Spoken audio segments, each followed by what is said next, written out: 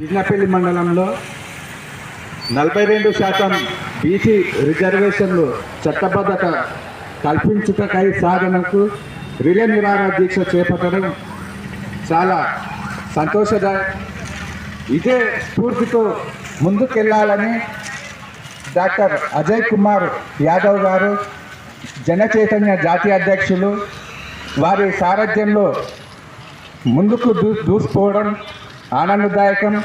అలాగే బీసీటీఏ జిల్లా అధ్యక్షులు భాస్కర్ సార్ గారు, పూలే వ్యవస్థాపకులు పచ్చిపాళ్ళ సుబ్బయ్య సార్ గారు, సిపిఎం సార్ గారు, సభ మీద ఉన్నటువంటి బీసీ సమాజ్, బీసీ సంక్షేమ సంఘం మీద బీసీ కుల సంఘాల వారికి పేరు పేరున ధన్యవాదాలు తెలియజేస్తున్నాము.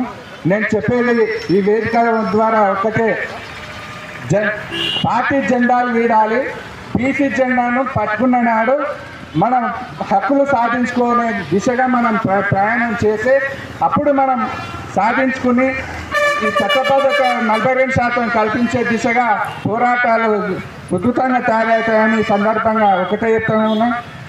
నేను ఈ బిజ్నపల్లి మండలికి వెళ్ళి ఏం తెలియజేస్తున్నా అంటే, యువత ముందరికి రావాలి. ఇక్కడ మేధావులు వయసును మించి శ్రమించి వాళ్ళు ఎంతో కష్టపడి వాళ్ళు సలహా సూచనలు ఇవ్వడానికి వచ్చి ఈరోజు ఎంతో కష్టపడి పనిచేస్తున్నారు. ఎందనక వానక వాళ్ళు తిరుగుతున్నారు, వాళ్ళు ఖర్చులు పెట్టుకొని తిరుగుతున్నారు.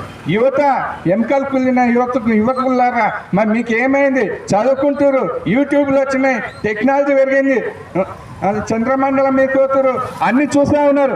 మరి మీ బతుకులు ఏడున్నాయి? విద్యారంగంలో ఎక్కడున్నారు? రాజకీయ రంగంలో ఎక్కడున్నారు? అన్ని రంగాల్లో ఏడున్నారు? చదువుకుంటే రోడ్ల మీదకి వస్తారు, సర్టిఫికేట్ పట్టుకొని తిరుగుతారు, మాకు ఉద్యోగాలు రాలేదు, మా నాయకులు లేరు. మరి ఎట్లా మారుతారు? రాజకీయంగా సంఖ్య పెట్టడం మనోడై ఉంటే మనకు